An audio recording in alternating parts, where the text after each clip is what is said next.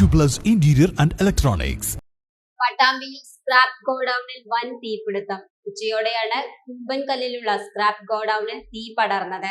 പട്ടാമ്പി, ഷൊർണൂർ, പെരിന്തൽമണ്ണ എന്നിവിടങ്ങളിൽ നിന്നും ഫയർഫോഴ്സ് യൂണിറ്റുകൾ സ്ഥലത്തെത്തി തീ നിയന്ത്രണ വിധേയമാക്കി.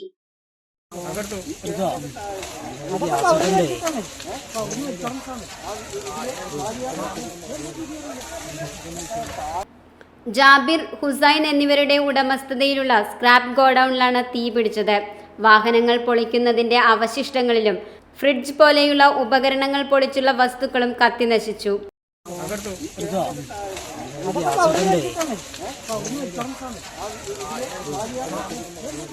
സമീപത്തെ പറമ്പിലേക്കും തീ പടർന്നതോടെ നിയന്ത്രണാതീതമായി ആളിക്കത്തുകയായിരുന്നു.